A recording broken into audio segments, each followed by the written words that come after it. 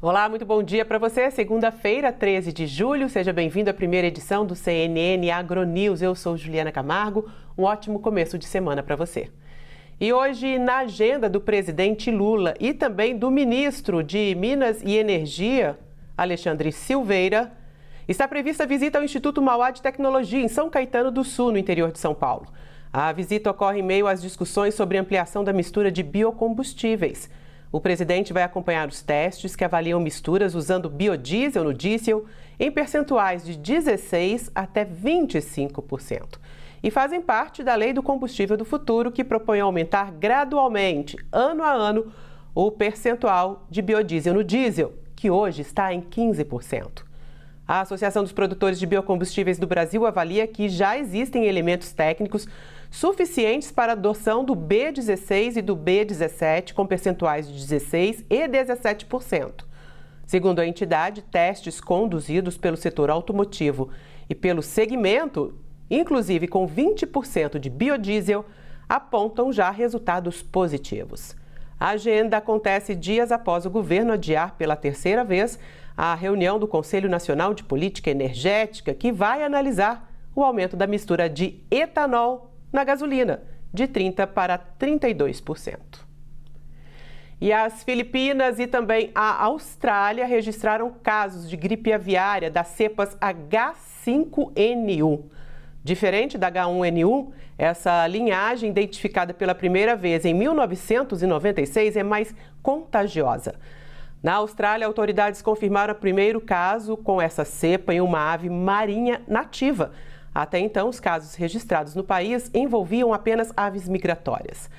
Já na Filipinas, o foco foi identificado em um plantel com 39 aves comerciais. Segundo o relatório da Organização Mundial de Saúde Animal, as aves foram abatidas em medida de contenção.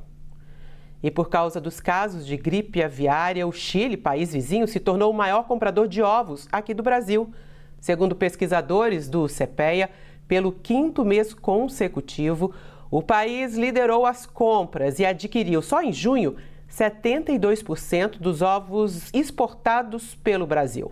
Foram 1.870 toneladas em junho, volume 41% maior na comparação com o mês anterior, maio. Em abril, o Chile confirmou o primeiro caso de gripe aviária em uma granja comercial e, desde então, tem intensificado as compras para suprir a demanda interna.